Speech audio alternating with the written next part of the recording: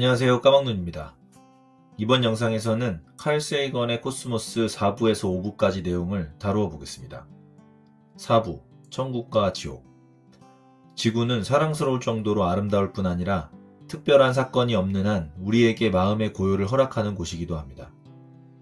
변화가 아주 천천히 일어나는 곳이기 때문입니다. 한 개인이 평생 동안 겪게 되는 자연재해도 대단한 것이라고 해야 태풍 정도가 고작이니 우리는 지구에서 크게 걱정하지 않고 살아갈 수 있는 것입니다. 그러나 자연의 긴 역사를 살펴보면 세상이 풍비박산난 적이 한두 번이 아니라는 사실을 알 수 있습니다. 다른 행성들의 지형을 살펴봐도 그곳에서 대규모의 자연재해들이 많이 일어났음을 알 수 있습니다. 결국 얼마나 긴 시간 척도로 변화를 보느냐에 따라 평온과 고요의 지구가 격동과 소란의 행성이 될 수도 있습니다. 인간의 삶 100년을 기준으로는 상상조차 할 수 없는 사건이라도 100년이라는 긴 세월에는 필연적으로 발생할 수밖에 없는 사건이 되기 때문입니다. 1908년 6월 30일 이른 아침 중앙 시베리아의 한 오지에서 거대한 불덩어리 하나가 하늘을 가로지르는 것이 목격되었습니다. 그것이 지평선에 닿는 순간 엄청난 폭발음과 함께 약 2000제곱킬로미터의 숲이 모두 납작하게 밀렸고 낙하 지점 가까이에 있던 수천 그루의 나무가 순식간에 재로 변했습니다. 그때 대기에서 발생한 충격파가 지구를 두 바퀴나 돌았고 그때부터 이틀 동안 미세한 고체 티끌 입자들이 대기 중에 떠돌아다녔습니다. 그로 인해 폭발 지점에서 무려 1만 킬로미터나 떨어진 런던에서도 한밤중에 신문을 읽을 수 있을 정도로 온 하늘이 산란광으로 가득했었다고 합니다. 이 놀라운 현상을 우리는 퉁구스카 사건이라고 부릅니다. 퉁구스카 사건에서 우리가 확인할 수 있었던 사실은 거대한 규모의 폭발이 있었고 그 폭발이 거대한 충격파를 발생시켰으며 그 결과 산림지대가 초토화되었다는 것입니다. 그렇지만 사건 현장에는 충돌 때문에 생긴 구덩이가 파이지는 않았습니다. 이는 해성 조각, 즉 얼음덩어리가 지구와 충돌한 것이기 때문이었습니다. 해성을 이루던 얼음이 지구 대기권을 통과하면서 다 녹아 증발했기 때문에 구덩이가 생기지 않았던 것이죠. 땅에서 발견할 수 있는 것은 고작 해성의 핵에서 나온 다이아몬드 알갱이 몇몇 뿐이었습니다. 해성이 지구에 충돌한 퉁구스카 사건과 같은 충돌은 대략 1000년에 한 번꼴로 발생합니다. 퉁구스카 사건에서도 알 수 있듯이 작은 얼음덩어리가 행성이나 달과 충돌하면 행성에는 이렇다 할 상처가 남지 않습니다. 그러나 충돌하는 물체가 더 크거나 주성분이 암석이라면 충돌 지점에서 대규모의 폭발이 발생할 것이고 그곳에는 충돌 구덩이 또는 운석공이라 불리는 거대한 방구형 구덩이가 파일 것입니다. 지구의 경우 운석공은 풍화작용이나 강수에 따른 침식작용으로 사라지거나 다시 메워지게 마련입니다. 그러나 달과 같이 기상현상이 전혀 없는 천체에서는 새로 만들어진 운석공이 수백만 년 또는 그 이상 건재할 수 있습니다. 그래서 달 표면은 온통 충돌 구덩이들로 뒤덮여 있는데 오늘날 우리가 관찰할 수 있는 달 표면의 운석공들은 지난 수십억 년의 세월에 걸친 수많은 충돌이 누적된 결과라고 할 수 있습니다. 그러므로 오늘날의 달 표면은 과거의 충돌과 파괴의 역사를 생생하게 증언하고 있는 것입니다. 그리고 이러한 충돌 구덩이의 생성은 달에만 국한된 현상은 아닙니다. 수성, 금성, 화성 등 태양계의 지구형 행성들에서도 마찬가지로 운석공을 볼 수 있습니다. 금성은 질량, 크기, 밀도 면에서 지구와 거의 동일합니다. 금성은 지구에 가장 가까운 행성으로서 수백 년 동안 우리 지구의 자매로 여겨져 왔습니다. 금성은 지구보다 태양에 조금 더 가까이 있으니 지구보다 약간 더 따뜻할 것입니다. 이런 금성에도 충돌 구덩이가 있을까요? 금성의 실제 상황을 알려준 최초의 단서는 전파 대역으로부터 얻어졌습니다. 전파 망원경은 천체로부터 날아오는 전파의 강도를 기록계에 나타내도록 전파 신호를 받아들이는 안테나라고 할 수 있습니다. 천문학자들은 전파 망원경으로 에너지가 하늘의 특정 지역에서부터 특정 주파수의 전파를 통해 얼마만큼 지구로 유입되는지를 측정합니다. 자연 그대로의 물체들은 여러 가지 이유에서 전파 신호를 방출하는데 그중 한 가지 이유가 바로 뜨겁기 때문입니다. 고온의 물체도 전파를 낸다는 의미입니다. 1956년 초 전파 망원경을 금성 쪽으로 돌렸더니 금성이 전파를 방출하고 있었습니다. 그 금성의 온도가 매우 높다고 추측할 수 있는 근거가 되었죠. 그리고 금성의 표면이 정말 놀랍게 뜨겁다는 사실을 최초로 발견한 것은 구소련의 베네라 우주선이었습니다. 금성의 불투명하고 두꺼운 대기층을 최초로 베네라 우주선이 통과했고 표면에 착륙했던 것입니다. 그곳은 타는 듯이 뜨거운 곳이었습니다. 늪지도, 유전도, 탄산수의 바다도 없었습니다. 금성에는 아주 크지도 아주 작지도 않은 운석공들이 달의 고원지대만큼이나 많았습니다. 이것으로부터 우리는 금성이 아주 오래됐다는 사실을 쉽게 알 수 있었습니다. 금성의 온도는 섭씨로 대략 480도, 화씨로는 900도에 이르는 고온입니다. 그리고 표면의 대기압은 90기압에 육박합니다. 지구 대기에서 우리가 느끼는 압력의 90배라는 말입니다. 그리고 금성의 대기는 96%가 이산화탄소입니다. 질소, 수증기, 아르곤, 일산화탄소와 다른 기체들도 각각 적은 양씩 존재합니다. 알고 보니 금성의 구름들은 완전히 농축된 황산의 용액이었고 미량의 염산과 플로우르화 수소산도 존재하고 있었습니다. 상층부의 비교적 서늘한 구름 속도 완전히 몹쓸 세상이었던 것입니다. 금성에서는 행성 전체에 항상 황산비가 내리고 있지만 표면에는 이르지 못하고 표면 위로 45km 지점까지 안개의 형태로 펼쳐져 있습니다. 거기서부터 더 아래에는 밀도는 높지만 엄청나게 맑은 대기가 존재합니다. 그러나 대기압이 너무 높아서 표면을 볼 수는 없습니다. 햇빛이 대기 분자들에 철저하게 산란되기 때문에 구체적 형상을 알아볼 수는 없습니다. 이곳에는 티끌도 구름도 없습니다. 그래도 충분한 양의 햇빛이 상층부 구름을 뚫고 여기까지 들어오기 때문에 적어도 지구의 흐린 날 정도의 밝기는 유지될 것입니다. 세상을 통째로 태워버릴 듯한 맹렬한 더위, 모든 것을 뭉개버릴 듯한 높은 압력, 각종 맹독성 기체, 그리고 등골 오싹한 붉은 기운을 띠고 있는 금성은 사랑의 여신이 웃음짓는 낙원이 아니라 지옥의 상황이 그대로 구현된 저주의 현장이라고 말할 수 있습니다. 금성 표면의 고온 상태는 온실효과 때문인 것으로 추측됩니다. 태양의 가시광선이 금성의 대기와 구름층을 통과하여 지표면에 흡수되고 데워진 표면은 복사열을 우주로 내보내려고 하는데 이때 방출된 복사열은 적외선 대역일 것이므로 대기에 있는 이산화탄소와 수증기 분자들을 통과하지 못할 것입니다. 그러므로 복사열이 우주 공간으로 나가지 못하고 대기에 갇혀 표면 온도를 계속 상승시켰을 것입니다. 그리고 금성처럼 지구에도 이산화탄소와 수증기가 존재하므로 온실효과가 작용합니다. 온실효과가 없었다면 지구 전체의 평균 온도는 영하에 머물렀을 것입니다. 온실효과 때문에 지구의 바다는 액체 상태를 유지할 수 있었고 생물은 살아남을 수 있었습니다. 어느 정도의 온실효과는 이렇게 생명에게 유익합니다. 금성처럼 지구에도 약 90기압의 이산화탄소가 있습니다.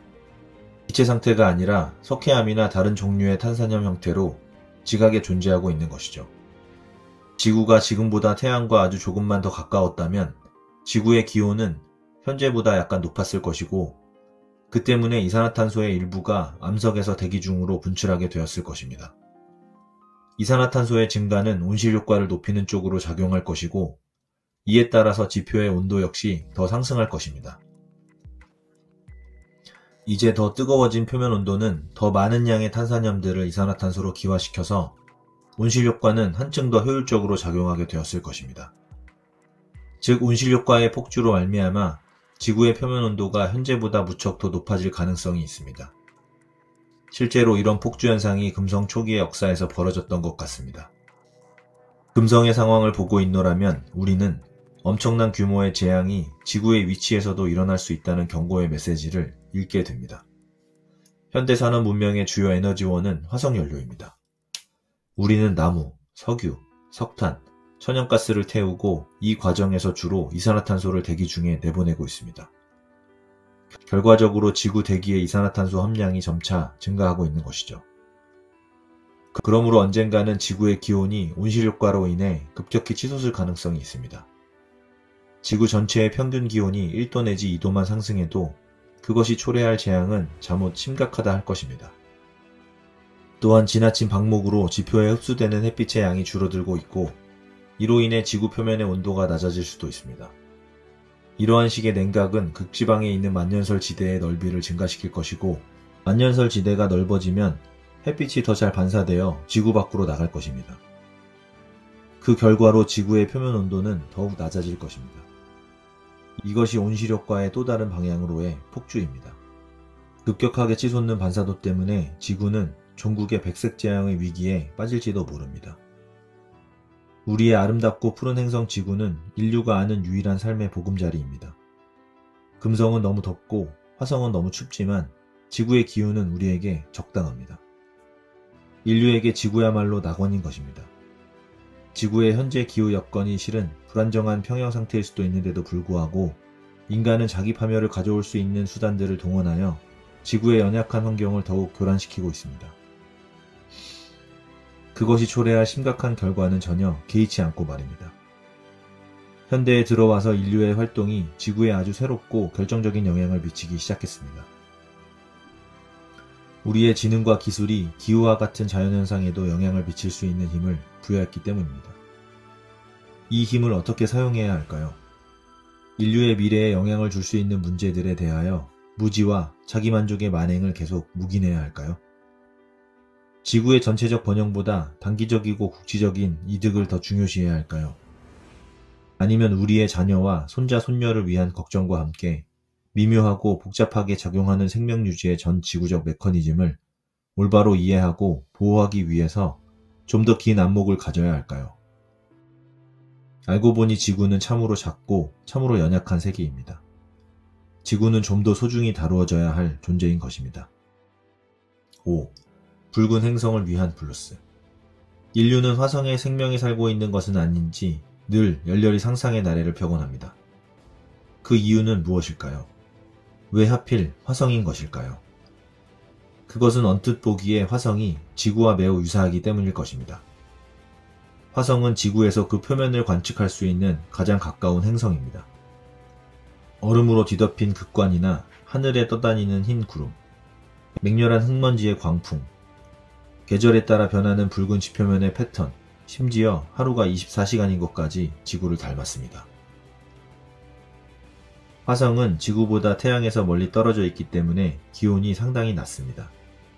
희박한 대기는 주로 이산화탄소로 이루어져 있지만 질소 분자와 아르곤이 좀 있고 아주 소량의 수증기와 산소, 그리고 오존이 존재합니다. 오늘날 화성의 지표면에서 액체 상태의 물은 기대할 수 없는데 그 이유는 화성의 대기압이 너무 낮아서 찬물조차 급격히 증발해버리기 때문입니다. 인간이 숨쉬기에는 산소의 양도 너무 부족합니다. 오존의 함량도 적다 보니 살균력이 강한 태양의 자외선이 화성의 표면에까지 거침없이 도달합니다. 과연 어떤 생물이 그러한 환경에서 살아남을 수 있을까요?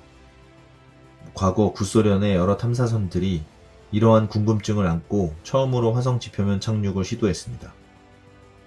그러나 화성의 환경은 우주선 착륙에 호의적이지 않았습니다. 간헐적으로 발생하는 거대한 규모의 모래폭풍과 낮은 밀도의 대기 때문이었죠.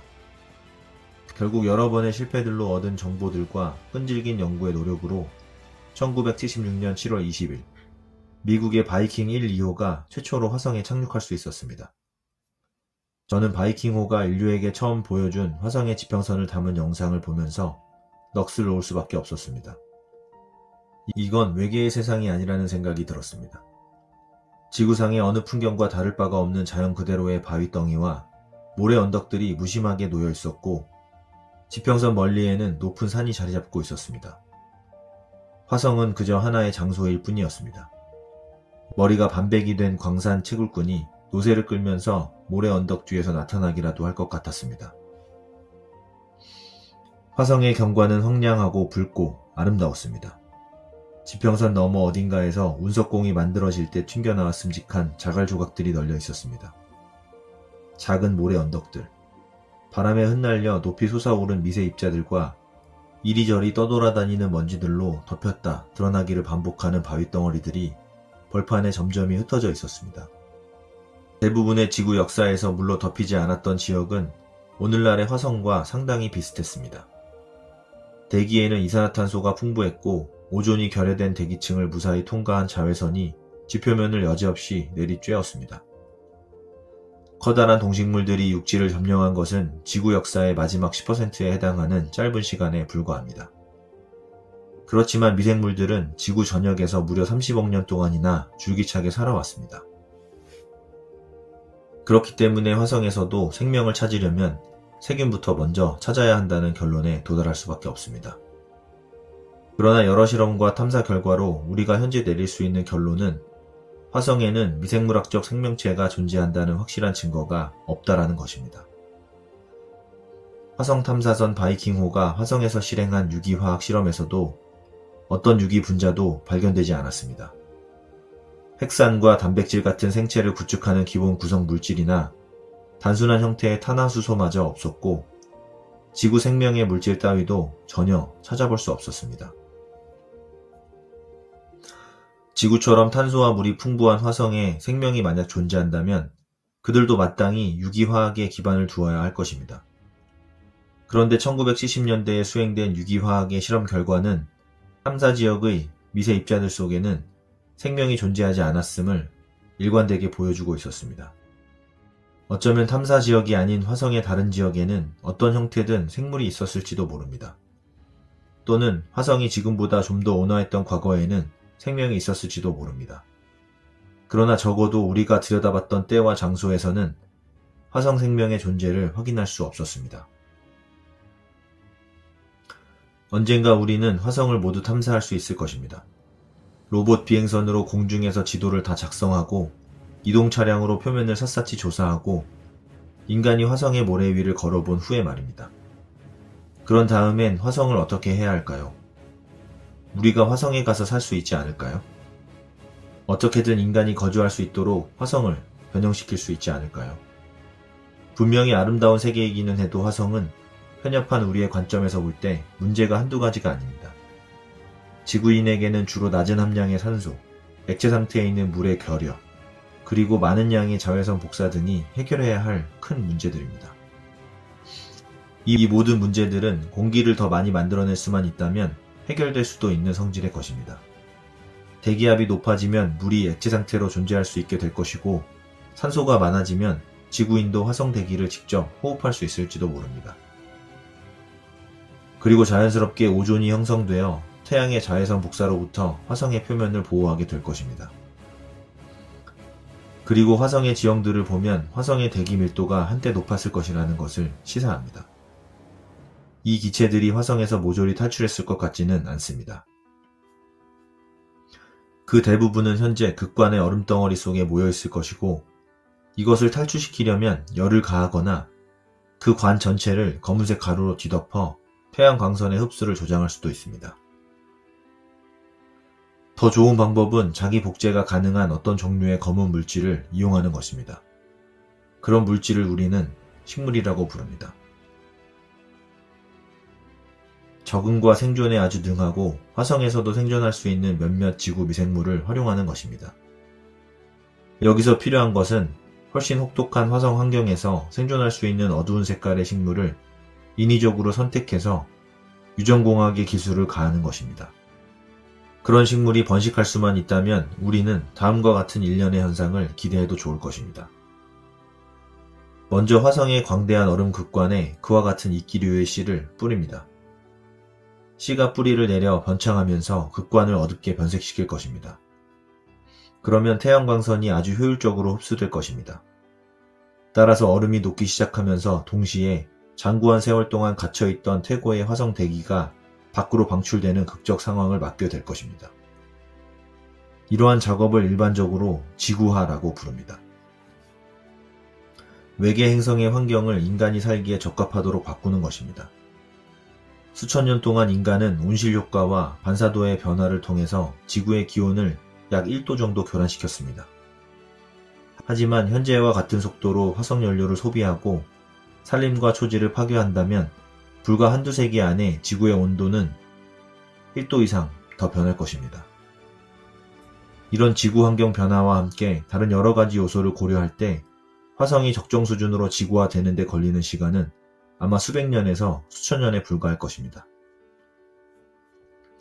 훨씬 기술이 진보된 미래에는 화성의 대기압을 증가시키고 물을 액체 상태로 존재하도록 할 뿐 아니라 극관에서 녹아내리는 물을 따뜻한 적도지대로 운송하게 될지도 모릅니다. 물론 그렇게 할 방법이 있습니다. 그것은 바로 운하망 건설입니다. 운하들의 거대한 연결망을 통하여 지표면과 그 아래에서 녹은 얼음을 적도지방으로 수송할 수 있을 것입니다. 그런데 이러한 구상은 100년도 안 되는 가까운 과거에 퍼시벌 로웰이 화성에서 실제로 진행 중이라고 착각했던 바로 그 생각을 실현하자라는 것입니다. 로웰은 극히 어려운 시상 조건에서 화성을 관측했습니다. 그리고 운하가 있다고 착각했으며 그것을 행성을 대규모로 개조하고 있는 지적 생명의 흔적으로 해석했습니다. 인간은 감정이 연루되면 스스로를 기만하기도 합니다. 이웃 행성에 지적 지성을 갖춘 존재가 살고 있으리라는 생각보다 더 인간의 가슴을 설레게 하는 것은 없지 않을까요? 로웰의 생각을 저는 하나의 훌륭한 예언으로 간주하고 싶습니다. 로웰의 운하망은 정녕 화성인이 건설한 것입니다. 화성인이 없으니 로웰의 생각이 틀린 것이라고 여러분은 나무라겠지만 이 틀린 생각마저 저는 하나의 정확한 예언이라고 믿고 싶습니다. 언젠가 화성의 지구화가 실현된다면 화성에 영구 정착해서 화성인이 된 인간들이 거대한 운하망을 건설하게 될 것이기 때문입니다. 이 경우 바로 우리가 로웰의 화성인인 것입니다.